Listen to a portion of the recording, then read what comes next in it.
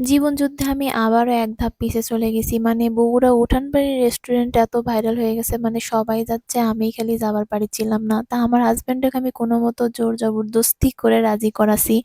তা আমার হাসব্যান্ড না পারে আমাকে নিয়ে চলে যাচ্ছে উঠানবাড়ি রেস্টুরেন্টে।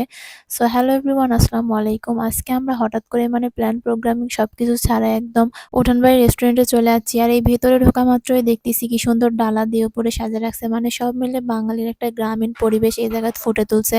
মানে যাই যাবে তার কাছেই ভালো লাগবে। মানে অনেকদিন পর এরকম একটা রেস্টুরেন্ট, আর বগুড়ার ভিতরে এরকম রেস্টুরেন্ট মনে হয় নাই।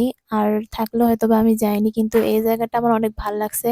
আর বিশেষ করে এই জায়গাটারই তো সৌন্দর্যটা অনেক সুন্দর, সুন্দর লতাপাতা দিয়ে ঘেরাও করে রাখছে। আর লাইটিংটা এত সুন্দর করে করছে, ছবি তোলার জন্য এর একদম বেস্ট, মানে সেই একবারে অস্থির লেভেলের। যাই হোক, আমার কাছে তো সব মিলে সেই ভাল লাগছে। কিন্তু জায়গাটা অবশ্য ছোট। জায়গাটা যদি আরো একটু বড় করতো তাহলে মনে করেন একবারে জমে যেত। আর এই জায়গায় বসার সিস্টেমটা কত সুন্দর করে করছে। মানে আগে ছোটবেলায় যখন মা-বাপের সাথে মানে ফ্যামিলির সঙ্গীর সাথে বসে থেকে গল্প করছি, খাওয়া-দাওয়া করছি খোলা আকাশের নিচে বসে থেকে, ঠিক ওই মুহূর্তটাই এখন আমার ফিল হচ্ছিল যখন আমি ওটি বসে থেকে খাওয়া-দাওয়া করি। আর আপনারা যখন আসবেন অবশ্যই আপনাদের ফ্যামিলি অথবা ফ্রেন্ড সার্কেল সবাইকে নিয়ে আসবেন। তাহলে মন মানসিকতা আরো বেশি ভালো কাজ করবে। মানে বসে থেকে সবাই আড্ডা দিবেন, খাওয়া-দাওয়া করবেন। সব মিলে মেলা ভালো লাগে আরকি।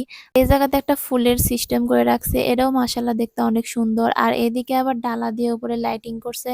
মানে সব মিলে কি আর কম, আমার কাছে সেই ভাল লাগছে। তারপর এদিকে আবার একটা ঝুল্লু আছিল, মানে ঝুল্লুটা দেখতেও সেই সুন্দর। তা আমি ঝুল্লুত বসে কিছুক্ষণ ধরে ঝুল্লু খাচ্ছিলাম, মানে কিছুক্ষণ না অনেকক্ষণ ধরেই ঝুল্লু খাচ্ছি। আর অনেকে হয়তো ঝুল্লু মানে বুঝবেন না, ঝুল্লু মানে হচ্ছে দোলনা, বগুড়ার ভাষায় সবাই ঝুল্লুই কয় আরকি। আর এদিকে আবার এই তো মাছ ধরে মনে হয় খলি নাকি ফলি, ওটা আবার দিয়ে লাইটিং করছে। মানে এই বুদ্ধি যারা কোনটি থেকে পাচ্ছে, যাই হোক ভাল লাগছে সবকিছু। আর এদিকে হয়তো ফ্রেন্ড সার্কেলরা সবাই মিলে এসে খাওয়া-দাওয়া করিচ্ছিল। আর আমরা খাওয়ার জন্য বসে আছি, খাবার আসিচ্ছিল না। তাই ২ জন মিলে ভিডিও করিচ্ছিল, সুন্দর রোমান্টিক মুহূর্ত।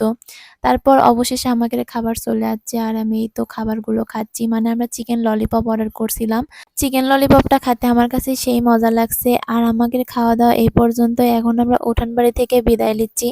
So bye bye Uthanbari. আর এখন আমরা চলে যাবো ডিরেক্ট একদম সাতমাথা। আর এই তো আমরা সাতমাথা পৌঁছে গেছি। আর এখন আমরা শীতের পিঠার সন্ধান করেছিলাম, কিন্তু দুর্ভাগ্যবশত আমরা আজকে একটা পিঠার দোকানও পাইনি, মানে একটা পিঠার ফুড কোর্টও পাইনি। যাই হোক, অনেক ঘোরাঘুরির পর একটা ভাইয়ার ফুড কোর্টে বসি। আর এই জায়গাতে আমরা বার্গার, মোমো, তারপর হলো কি জানি শর্মা, এই ৩ টা জিনিস অর্ডার করছিলাম।